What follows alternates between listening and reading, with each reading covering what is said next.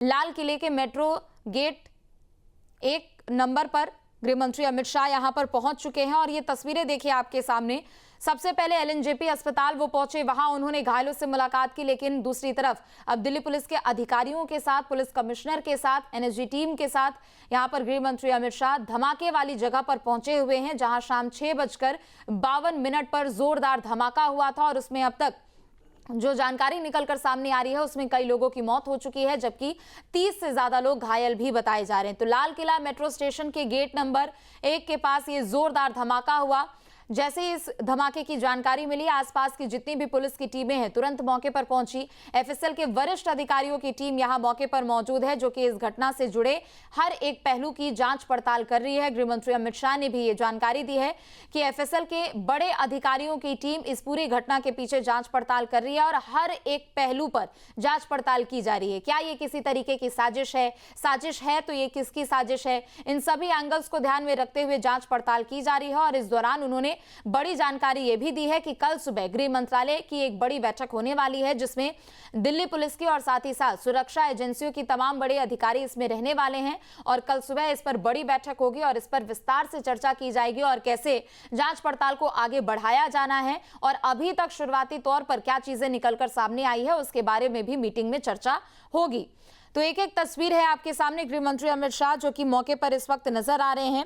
Lal Qila metro station gate number 1 से ये तस्वीरें हैं आपके सामने। घटनास्थल पर अमित शाह इस वक्त मौजूद है। 6:52 पर दिल्ली में लाल किले के पास ये जोरदार धमाका होता है और कई लोग इसकी चपेट में आए हैं। चूंकि दिल्ली के व्यस्तम इलाकों में से एक है लाल किला का वो इलाका, चूंकि चांदनी चौक का जो बाजार है वो भी वहां से कुछ कदम की दूरी पर है। हजारों लोग वहां आना जाना करते हैं, घूमते फिरते हैं, वहां से सफर तय करते हैं और शाम के 6:52 पर यह जोरदार धमाका होता है। चश्मदीदों के भी एक के बाद एक तमाम बयान भी हमने आपको सुनाए थे, जिसमें चश्मदीद कह रहे थे कि धमाका इतना जोरदार था, आवाज इतनी ज्यादा तेज थी कि लोग अपने घरों से बाहर निकले। जो लोग अपने घरों में थे उनके बिल्डिंग्स के शीशे तक कांप उठे। आसपास जितनी गाड़ियां थी कुछ एक गाड़ियों के शीशे तक टूट गए और यहां तक कि कई गाड़ियां इस धमाके की चपेट में भी आई हैं। कई लोग इसकी चपेट में आए। तुरंत ही सभी को नजदीकी अस्पताल में भर्ती भी कराया गया। तो धमाके वाली जगह पर पहुंचे हैं केंद्रीय गृह मंत्री अमित शाह। अब एक एक जानकारी उनके साथ यहां पर साझा की जा रही है कि कैसे अब इस पूरी जांच पड़ताल को आगे बढ़ाया जा रहा है। लेकिन आम लोगों के मूवमेंट के लिए फिलहाल वहां पर पाबंदी है, वहां पर लोगों को रेस्ट्रिक्ट कर दिया गया है। कहीं से भी वाहनों की एंट्री नहीं हो रही है और जब तक वहां पर स्थिति सामान्य नहीं होती है और जब तक चीजें पहले के अनुकूल नहीं होती है तब तक ये पाबंदियां लागू रहने वाली है।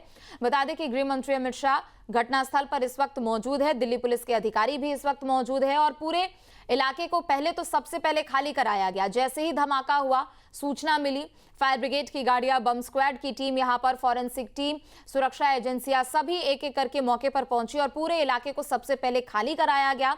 उसके बाद लोगों के मूवमेंट पर, वाहनों के मूवमेंट पर रोक लगा दी गई और अभी ये पाबंदी ऐसे ही जारी रहने वाली है। आसपास में बैरिगेटिंग कर दी गई और जहां पर धमाका हुआ है वहां पर निशान लगाकर भी बैरिगेटिंग कर दी गई है। और उसके बाद खुद गृह मंत्री अमित शाह पल पल का अपडेट अधिकारियों से ले रहे हैं। दिल्ली पुलिस कमिश्नर से उन्होंने फोन पर बातचीत की, आईबी चीफ से उन्होंने बातचीत की और सभी सुरक्षा एजेंसियों को उन्होंने हाई अलर्ट पर कर दिया है। और ना सिर्फ सुरक्षा एजेंसियां अलर्ट है बल्कि पूरे दिल्ली में इस वक्त हाई अलर्ट जारी किया जा चुका है। दिल्ली के अलावा अगर बात करें तो उत्तर प्रदेश और साथ ही साथ मुंबई में भी हाई अलर्ट किया जा चुका है। उत्तर प्रदेश की खास तौर पर बात करें तो अयोध्या हो और इसके अलावा जितने भी धार्मिक स्थल है, चाहे वाराणसी की भी क्यों ना बात कर ले, वहां पर भी सुरक्षा और ज्यादा बढ़ा दी गई है, चौकसी वहां पर बढ़ा दी गई है। दिल्ली की बात करें तो जामा मस्जिद के आसपास भी सुरक्षा बढ़ा दी गई और जामा मस्जिद को बंद कर दिया गया। तो ये जो एहतियात है और ये जो कदम उठाए गए हैं वो सुरक्षा के तौर पर यहां पर उठाए गए हैं। लेकिन दूसरी तरफ एक एक जानकारी उनके साथ साझा की जा रही है। बता दें कि केंद्रीय गृह मंत्री अमित शाह अभी घटनास्थल पर मौजूद हैं और जितनी भी टीम वहां मौके पर है, चाहे वो फॉरेंसिक टीम हो, दिल्ली पुलिस की अलग अलग टीमें हो, बॉम्ब स्क्वाड की टीमें हो, इसके अलावा एनआईए की टीम, एनएसजी कमांडो की टीम, जितनी भी सुरक्षा एजेंसियां हैं जो कि मौके पर हैं और अब जांच पड़ताल कर रहे हैं, वो सभी लोगों से गृह मंत्री अमित शाह यहां पर मुलाकात करते हुए और उनसे एक एक जानकारी साझा भी की जा रही है गृह मंत्री अमित शाह से। बता दें कि सुरक्षा यहां पर बढ़ा दी गई है। दूसरी तरफ चूंकि एक संदिग्ध को भी दिल्ली पुलिस ने गिरफ्तार किया है और जो जिस गाड़ी में, जिस i20 कार में ये ब्लास्ट हुआ उसकी भी अब जानकारी जुटाने की कोशिश की जा रही है। हालांकि नंबर प्लेट भी देखने को मिला जिसका नंबर HR267674 ये गाड़ी नंबर बताया जा रहा है। गुरुग्राम की ये गाड़ी बताई जा रही है जो कि नदीम खान के नाम पर रजिस्टर्ड है।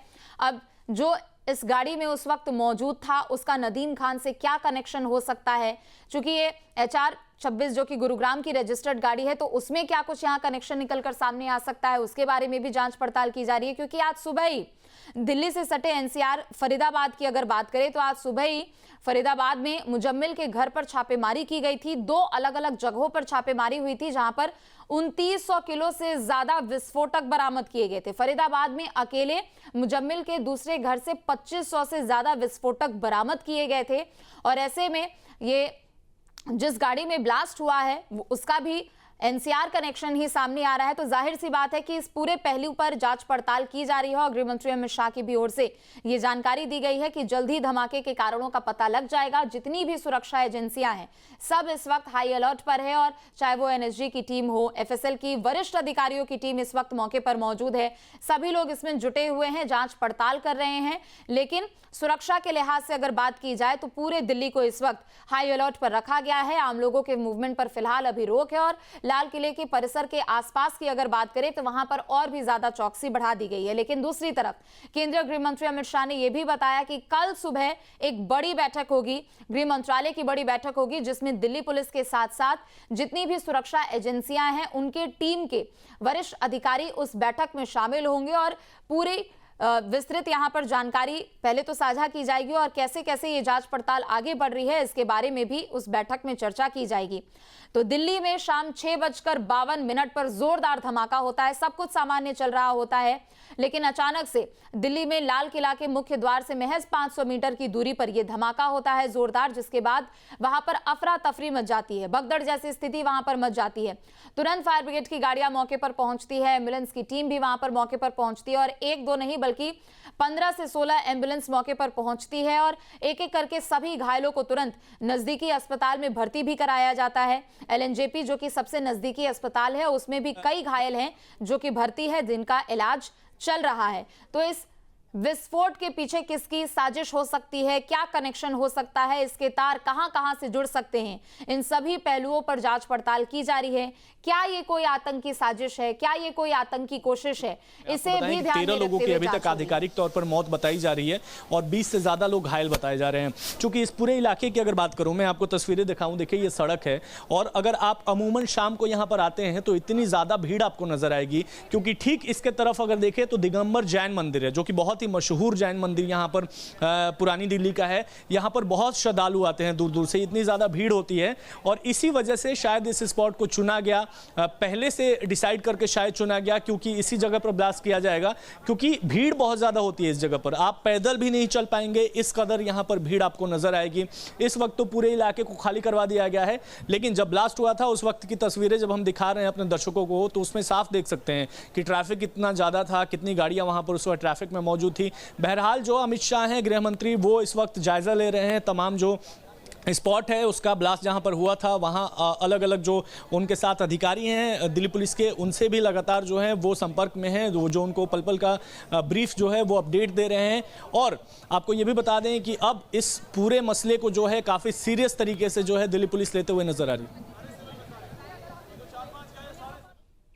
तो सुरक्षा एजेंसियों के साथ साथ डॉग स्क्वाड टीम भी मौके पर मौजूद है और अब जांच पड़ताल की जा रही है। हालांकि दूसरी तरफ बता दें कि कल सुबह बड़ी बैठक जो कि हरियाणा नंबर बताया जा रहा है, हालांकि अभी तक उसको लेकर कोई आधिकारिक जानकारी या उससे ज़्यादा जानकारी अभी तक नहीं मिल पाई है। पुलिस उस एंगल से भी जांच पड़ताल कर रही है। पुलिस जो गाड़ी का जिस एड्रेस पे गाड़ी रजिस्टर्ड है वहाँ भी जाकर जांच पड़ताल करेगी, पूछेगी कि आखिर ये गाड़ी तुम्हारी है या किसी ने जो है तुमने किसी को दी थी। ये तमाम एंगल से जाँच की जा रही है। लेकिन आपको बताऊँ कि जिस तरीके से गृह मंत्री अमित शाह ने भी कहा कि i20 कार जो है लाल रंग की उसमें ब्लास्ट हुआ और कार के पिछले हिस्से में ब्लास्ट हुआ। जहाँ भक्ति है हर शब्द में, कथाओं में छिपे हैं दिव्य रहस्य और ज्योतिष देता है जीवन को दिशा। धर्म से जुड़ी हर बातों को जानने के लिए हमारे चैनल स्तुति को सब्सक्राइब करें।